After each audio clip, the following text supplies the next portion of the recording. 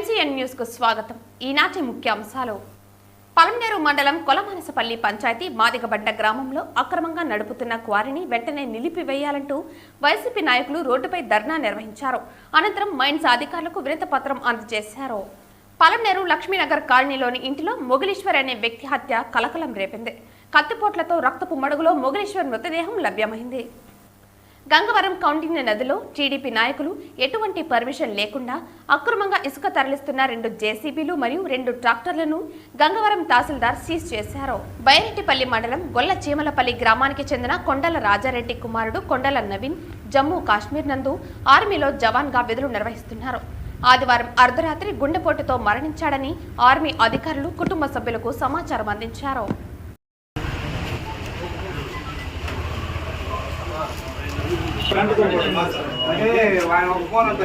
Quarry ఒకతని పేరు మీద ఉంటే జనార్దన్ నాయుడు అనే వ్యక్తి అతని వద్ద నుండి అక్రమంగా లాక్కొని క్వారీ నడుపుతున్నాడంటూ వైసీపీ నాయకులు ఆరోపించారు. అతనిపై వెంటనే చర్యలు తీసుకోవాలంటూ డిమాండ్ చేసిన వైసీపీ నాయకులు నిన్నటి రోజున చిన్నస్వామి అనే వ్యక్తి కూడా క్వారీ నందు మరణించాడు. అతని చావు కూడా అక్కడి వారు బాధ్యులుగా ఉంటారని వెంటనే వారిని విచారించి వారిపై చర్యలు తీసుకోవాలన్నారు. రాష్ట్ర ముఖ్యమంత్రి చంద్రబాబు నాయుడు మృతుడి కుటుంబానికి 50 లక్షల రూపాయలు అందజేయాలంటూ వైసీపీ నాయకులు డిమాండ్ చేశారు.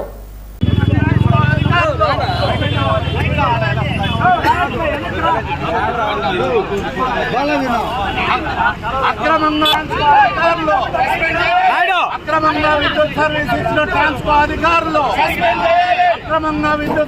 ఇచ్చిన ట్రాన్స్కో అధికారులు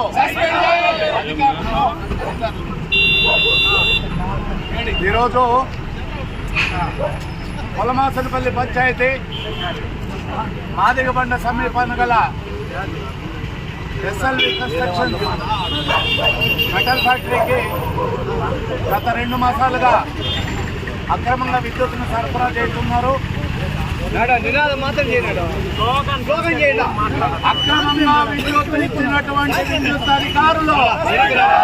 అక్రమంగా విద్యుత్తునిచ్చినటువంటి విద్యుత్ అధికారులను అక్రమంగా విద్యుత్ సర్వీస్ ఇచ్చినటువంటి విద్యుత్ అధికారులు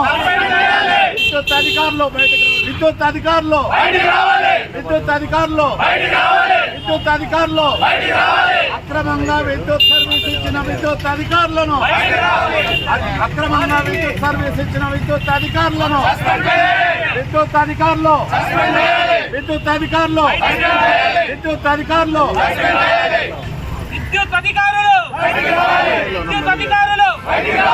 అక్రమ కనెక్షన్ ఇచ్చిన విద్యుత్ అధికారులు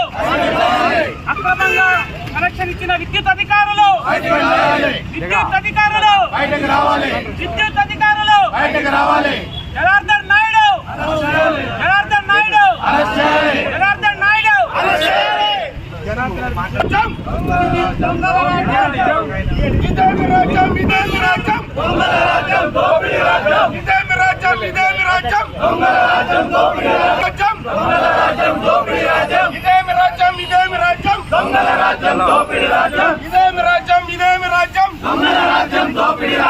విద్యుత్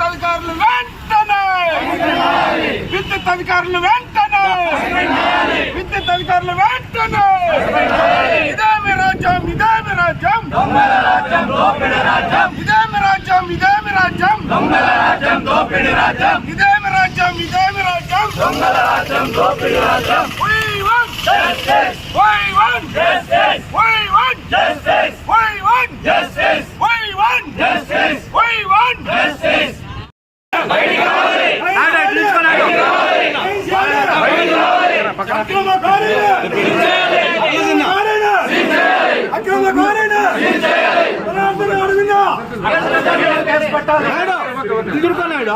జనార్దన్ నాయుడు పైన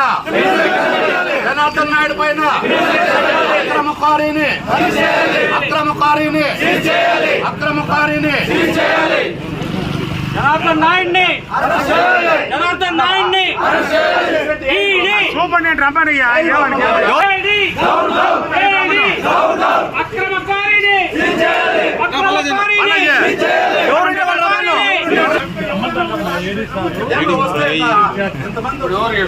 సుపీరియర్ ఆయన కింద పనిచేసేది ఎవరు నువ్వు సరే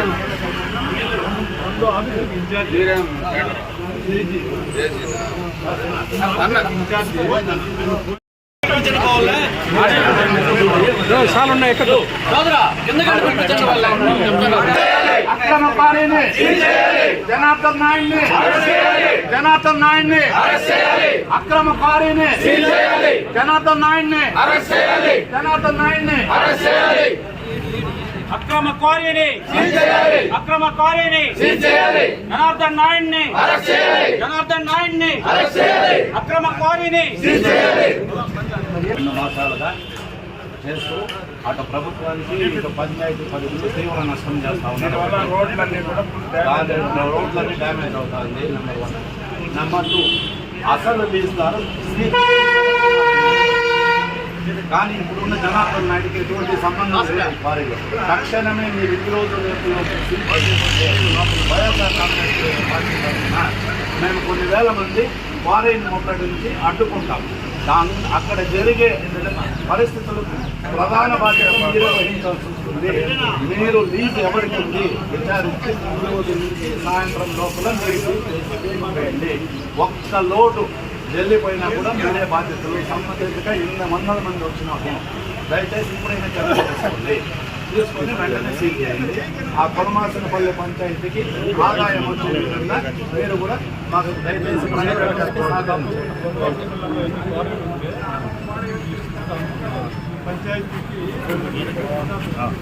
23% వస్తుంది. మరి అనవసరంగా ఇప్పుడు ప్రజలు కొంచెం ఆదాయాన్ని వెళ్ళికొట్టుకుపోతున్నారు. ఆయన లీజుదారుడేమో జూన్ 6వ తారీఖు స్టార్టింగ్ రాసింది. ఇప్పుడు దాదాపు 12వ తారీఖు.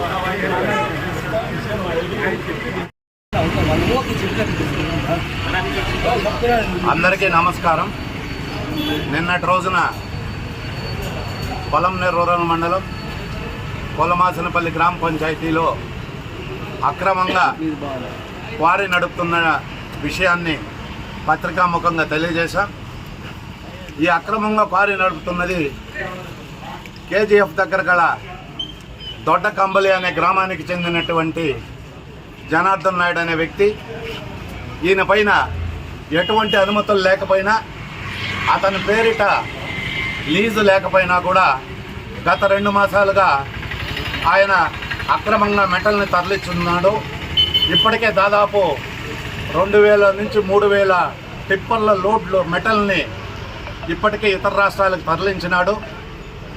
ఇతని పైన కుప్పం ప్రాంతంలో కానీ శాంతిపురం పరిసరాల్లో కానీ దాదాపు 70 నుంచి 100 కుటుంబాల వరకు అతను ఆ కుటుంబాలకు ఫైనాన్స్ ఇవ్వడం, 2-3 లక్షలు ఫైనాన్స్ ఇచ్చి వాళ్ళ దగ్గర నుంచి భూములు రాయించుకోవడం, వాళ్ళు తిరిగి అధిక వడ్డీ 10 రూపాయల వడ్డీ కట్టేటప్పటికి ఆ భూములకు వాళ్ళకి రాసేయకుండా ఇతను వాళ్ళపైన కేసులు పెట్టడం, ఇది పూర్తిగా కూడా శాంతిపురం వాసులకు కానీ కుప్పం వాసులకు కానీ అందరికి కూడా తెలుసు.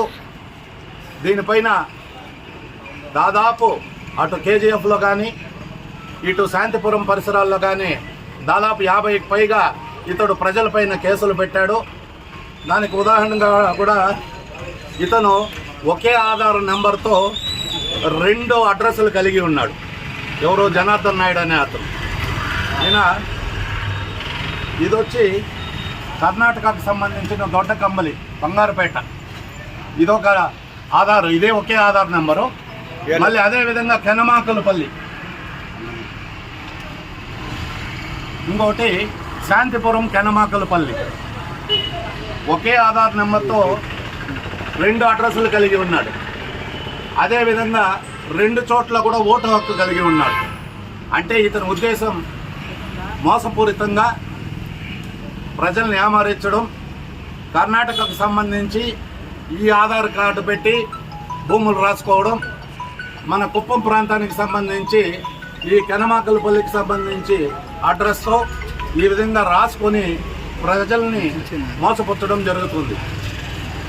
ఇతని గురించి దయచేసి జిల్లా ఎస్పీ గారు కానీ కలెక్టర్ కానీ వెంటనే ఇతని పైన ఈ విధంగా ఒకే ఆధార్ నెంబర్తో 2 అడ్రస్లు కలిగి ప్రజల్ని మోసగిస్తూ ఉండేదానిపైన వెంటనే అరెస్ట్ చేసి దీనిపైన త్వరగా విచారణ చేపట్టాలా.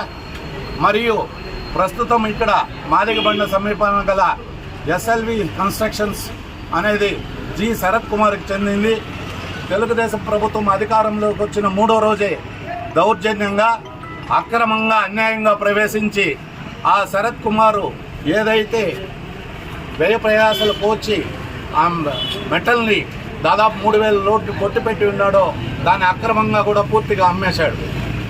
ఆ తర్వాత జూన్ 6వ తారీఖున నిన్న కూడా చెప్పాం, ఆ శరత్ కుమార్ అనే అతను విద్యుత్ శాఖ వారికి ఉన్న బకాయిలంతా కూడా పూర్తిగా చెల్లించి స్టాపేజ్ కోసం అదనంగా అంటే సర్వీసు డిస్మాండిల్ చేసేదానికి అదనంగా 6,85,000 రూపాయలు చెల్లించినా కూడా ప్రస్తుతం ఉన్న ట్రాన్స్కో అధికారులు అక్రమంగా అతనికి కరెంటు సర్వీస్ని ఇవ్వడం జరిగింది. అదేవిధంగా మైన్స్ అధికారులకు కూడా ఈ అక్రమ సర్వీస్ క్వారీని నడుపుతున్నటువంటి జనార్దన్ నాయుడు పైన ఎటువంటి చర్యలు తీసుకోలేదు. దీనికి సంబంధించి 16/6/24వ తేదీ పలమనేరు పోలీస్ ఇన్స్పెక్టర్ వారికి కూడా శరత్ కుమార్ కంప్లైంట్ ఇచ్చున్నాడు. అయ్యా, నా మెటల్ అంతా కూడా దొంగలించుకుపోయినాడు జనార్దన్ నాయుడు అనే అతను, మీరు చర్యలు తీసుకోండి అంటే అధికారులు ఎవరూ స్పందించలేదు. కాబట్టి దాని మూలంగా ఈరోజు అక్రమ క్వారీ జరుపుతున్న మూలంగా ఒక ప్రాణం పోవడం జరిగింది. ఆ ప్రాణం పోవడానికి బాధ్యులు ఎవరు అనే విషయాన్ని దయచేసి ఇప్పుడైనా త్వరగా మీరు సీజ్ చేయాలి. ఈరోజే సీజ్ చేయని పక్షంలో మేమందరం కూడా ఆ క్వారీ వైపు ఆ క్వారీని ముట్టడించి దాన్ని శరత్ కుమార్కి చెందిన స్టాపేజ్ రాసిన శరత్ కుమార్కే అప్పగించేంత వరకు మేమందరూ కూడా పోరాడతాం. ముఖ్యమంత్రి చంద్రబాబు నాయుడుకి దయచేసి విన్నవిస్తున్నాం. మీరే అనేక సందర్భాల్లో చెప్పారు జనార్దన్ నాయుడు క్వారీ అని. అయ్యా, ఇప్పుడు నిరూపించండి, నిజాలు తేల్చండి, ఎవరిపైన క్వారీ ఉందో తేల్చండి. వెంటనే దీనిపైన ఒక కమిటీని వేసి విచారణ చేపట్టండి. ఆ క్వారీని ఎవరి పేరు ఉన్నదో తేల్చి అంతవరకు అధికారులను సీజ్ చేయాల్సిందిగా ముఖ్యమంత్రి గారు అధికారులకు ఆదేశం ఇవ్వాలని వైఎస్ఆర్ కాంగ్రెస్ పార్టీ తరఫున డిమాండ్ చేస్తున్నాం. లేని పక్షంలో ఈ 2-3 రోజుల్లో కొన్ని వేల మంది ఆ క్వారీని ముట్టడించడం జరుగుతుంది. ఇటువంటి క్రిమినల్ స్వభావం కలిగినటువంటి జనార్దన్ నాయుడిని తక్షణమే అరెస్ట్ చేసి ఆ క్వారీని సీజ్ చేయాల్సిందిగా అధికారులని విన్నవించుకుంటున్నాం. Thank you.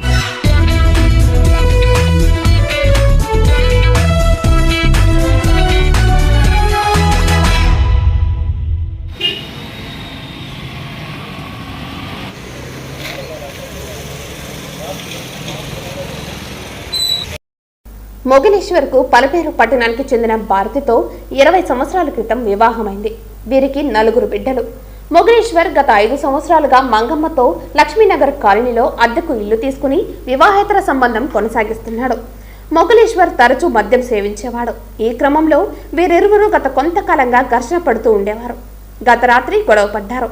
మంగమ్మ గత రాత్రి మొగలీశ్వర్ను కత్తితో పొడిచి చంపేసి తనే పొడుచుకున్నాడని పోలీసులకు ఫిర్యాదు చేసింది. పోలీసులు ఉదయం సంఘటనా స్థలానికి చేరుకుని కేసు నమోదు చేసి దర్యాప్తు చేస్తున్నారు.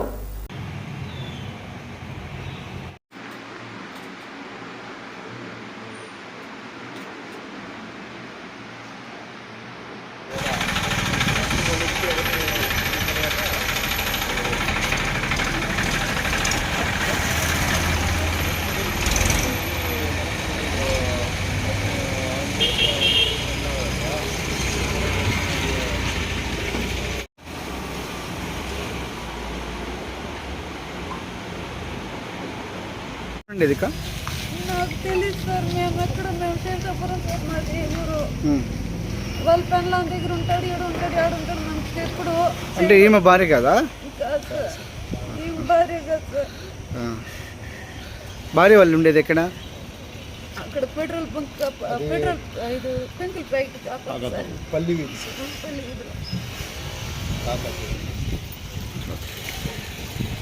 నిన్నటి దినం పలమనేరు టౌన్ లక్ష్మీనగర్ కాలనీలో ఒక మర్డర్ జరిగింది. దీని వివరాలు వచ్చి చనిపోయిన వ్యక్తి పేరు మొగలీశ్వర్, వయసు సుమారు 50 సంవత్సరాలు. ఇతను భార్య పిల్లలతో పాటు కాకతోపులో ఉండేవాడు. సుమారు ఒక 20 సంవత్సరాలు అట్లా భార్య పిల్లలతో ఉండి సుమారు 5 సంవత్సరాల నుంచి వాళ్ళతో గలాటపడి ఇంట్లో నుంచి బయటకు వచ్చేసాడు. వచ్చి లక్ష్మీకారంలో ఉన్నటువంటి మంగమ్మ అనే ఆమెతో ఈయన సహజీవనం చేస్తూ ఉన్నాడు. ఈ మంగమ్మకు కూడా భర్త వదిలేసి వెళ్ళిపోయాడు. ఆమెకు కూడా 2 పిల్లలు ఉన్నారు. వీళ్ళిద్దరూ సుమారు 5 సంవత్సరాల నుంచి ఈ లక్ష్మీనగర్ కాలనీలో కాపురం ఉంటున్నారు. కాకపోతే ఈ ముగిలేశ్వర్ ఈ మంగమ్మ పైన సుమారు ఒక 15 రోజుల నుంచి ఆమె క్యారెక్టర్ పైన అనుమానం పడుతూ తాగి వచ్చి ప్రతిరోజు ఆమెని హింసించడం జరుగుతూ ఉంది. నిన్నటి దినం కూడా బాగా తాగొచ్చి రాత్రి ఆమెని బయట పెట్టి గడియేసుకొని ఇంట్లో ఉండడం. తర్వాత ఈమె సుమారు 11:30 సమయంలో వాకిలు తెరిచినప్పుడు ఆమె ఇంట్లోకి వెళ్ళడం, ఆమెని చాలా ఇబ్బంది పెట్టాడు. రాత్రి ఆమె బట్టలు చించడము, ఆమెని కొట్టడం ఇదంతా చేస్తూ హింసిస్తున్నప్పుడు ఆమె ఇంట్లో ఉన్నటువంటి కత్తి తీసుకొని అతన్ని కొడవడం జరిగింది. ముందుగానే ఎక్కువగా తాగి ఉన్నాడు. తర్వాత స్టాబ్ ఇంజరీ అయింది. ఎక్కువగా బ్లీడింగ్ అయిపోయి ఇంట్లో అక్కడికక్కడికి ఆయన చనిపోవడం జరిగింది. దాని తర్వాత వాళ్ళ వైఫ్ భారతి వచ్చి మాకు నిన్న కంప్లైంట్ ఇవ్వడం జరిగింది. దీనిపైన మర్డర్ కేసు నమోదు చేసి దర్యాప్తు చేస్తున్నాం. డెడ్ బాడీని బ్లూస్ టీమ్ని కూడా పిలిపించాం. డెడ్ బాడీని గవర్నమెంట్ హాస్పిటల్కు పోస్ట్ మార్టం నిమిత్తం పంపించాం. కేసు నమోదు చేస్తున్నాం. దాన్ని కూడా త్వరలోనే అరెస్ట్ చేయడం జరుగుతుంది. చూస్తే పక్కనే హౌసెస్ చాలా పక్కనే ఉన్నాయి ఇండ్లు కదా. వాళ్ళందరూ కూడా మాకు విచారిస్తే చెప్పారు, చాలా రోజుల నుంచి వీళ్ళు ఎప్పుడు ప్రతిరోజు గలాట పడుతూనే ఉన్నారు. ఎప్పుడు చూసినా గొడవ పడుతూనే ఉంటారు, ఒకరు అరుచుకుంటూనే ఉంటారు. నిన్న కూడా అరుచుకుంటూనే ఉన్నారు. అరుచుకొని వాడు లోపల పోయిన తర్వాత గిడేసుకున్నాడు. ఈమె చేప దిండు వేసుకొని కొంచెం బయట పండుకొనింది. సుమారు 11 టైంలో మళ్ళీ ఆమె తీసి వాడిని తెలిసినప్పుడు ఈమె లోపలికి వెళ్ళడం, ఆమెని బాగా ఇబ్బంది పెట్టడం, బట్టలు చించి అదంతా చేసిన తర్వాత ఈమె ఇంకా విధిలేని పరిస్థితిలో కత్తి తీసుకొని స్టాప్ చేయడం జరిగింది.